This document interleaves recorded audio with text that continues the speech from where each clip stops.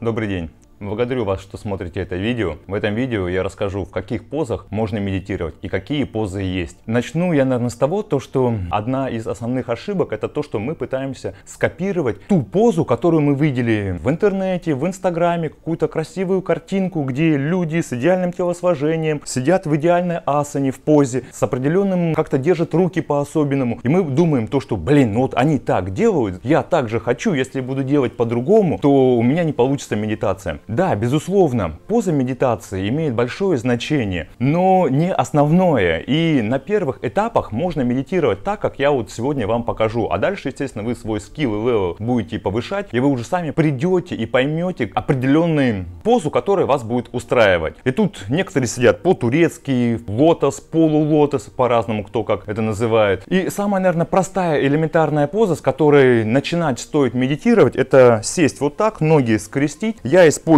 коврик для этого, на котором я занимаюсь физическими упражнениями и йогой. Ноги скрестили. Главное, основное правило, это прямая спина. Руки положили на колени, глаза закрыли, взгляд чуть-чуть, даже можно чуть пониже. И начинаем медитировать. Кстати, я медитирую без кольца, когда я по утрам медитирую, либо по вечерам. Я снимаю все время кольцо и часы. Это сейчас почему-то на видео их забыл снять. Это стандартная поза для медитации. Также можно, если у вас коврика нет по каким-либо причинам, можно положить подушечку. В интернете сейчас уже большое количество продают подушек именно для медитации. То есть, чтобы удобнее было, вы ее подложили под попу, они сразу же определенной формы продаются. Вот, опять же, главное, чтобы было удобно. И не забываем, что в медитации главное это расслабление. И ту позу, которую вы выбрали, главное, чтобы вам было удобно. Потому что если вы не можете ноги скрестить, если какие-то есть физические ограничения, возможно, это какие-то травмы, либо лишний вес, либо вы элементарно там никогда не делали растяжку, никогда не ходили в спортзал, не занимались йогой, естественно, будут проблемы. И не у всех получается красиво начать медитировать, так как в инстаграме, так как в интернете все это показывают, красивые фотографии. Но тут главное начать и выбирать позу ту, в которой вам будет максимально комфортно и удобно, чтобы у вас ничего не болело, чтобы у вас ничего не затекало, чтобы вы не думали о том, лишь бы просидеть 10 или 5 минут, лишь бы просидеть.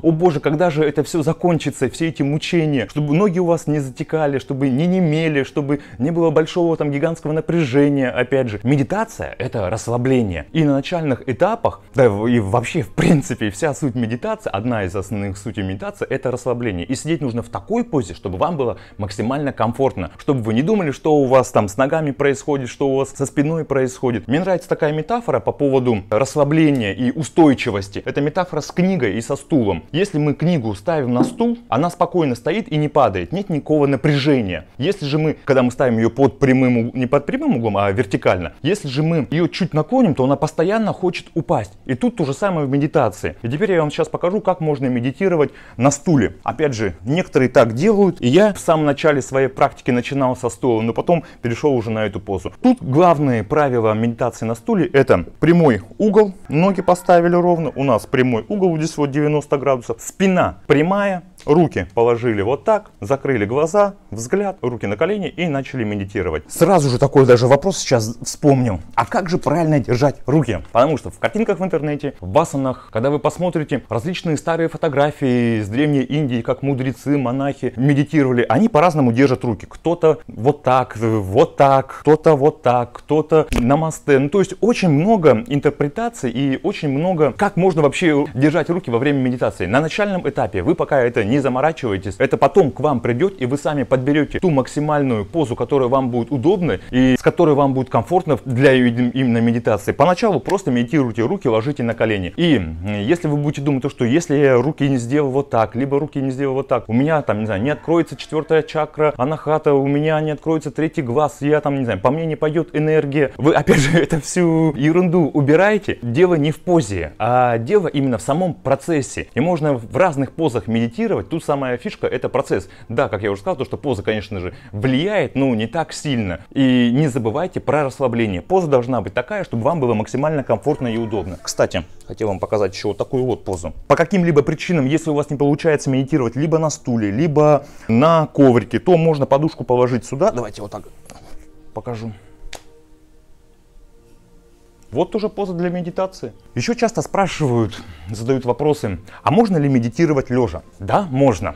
Но тут есть свои такие ограничения. Первое, что это нужно лечь на какую-то твердую поверхность, ну, можно даже коврик расстелить на пол, лечь на него, на спину, руки как в позе шавасана, закрыть глаза и начать процесс медитации. Но медитирование лежа очень часто приводит ко сну, и наш организм автоматически считывает ту информацию, если мы легли, а особенно если мы легли на любимую кровать, там, не знаю, на любимое одеяло, и наш мозг такой сразу же: так, мы легли в кровать, нам нужно уже ложиться спать, и у нас уже срабатывают уже инстинкты. Ну, то есть происходит борьба именно со сном. А опять же, вернемся к медитации. Медитация — это не борьба, это не напряжение, это именно расслабление. И есть люди, которые медитируют лежа, и можно медитировать спокойно лежа, но это уже там следующие уровни, когда вы уже пройдете первые этапы либо на стуле, либо на таком, вот в позе полулотоса сидеть. Теперь по времени. Многие опять же спрашивают: а можно ли в такой позе 8 часов просидеть, промедитировать? Можно ли час просидеть, промедитировать? Да, можно. Опять же, все приходит с опытом, все приходит с практикой. И если первоначально вы будете так сидеть и первые 5 минут у вас все равно будет немножко какой-то дискомфорт, напряжение возможно, то потом это все пройдет, это все приходит с опытом, с навыком. И, как я уже говорил в предыдущих видео,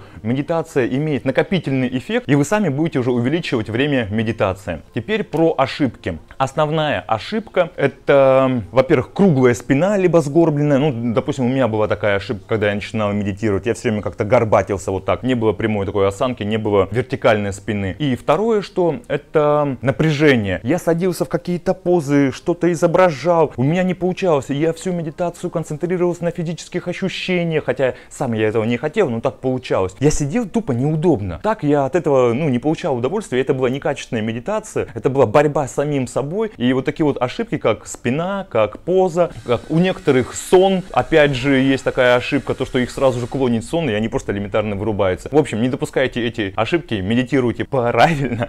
Начинайте с простых вещей, вот так, как я сижу, и 5 минут в день вполне достаточно, а дальше вы будете повышать свой навык, повышать свой скилл, все больше узнавать информации, все больше изучать себя, и вы поймете и найдете ту позу, которая вам подходит, от которой вы больше всего получаете удовольствие, которая у вас там получается и так далее. Так, все. Всем большое спасибо. Если у вас есть какие-то вопросы, то пишите в комментариях, задавайте вопросы, я буду на них отвечать. Всем желаю хорошего дня. С вами был Сергей Витищенко. Всего доброго, до свидания. Пока.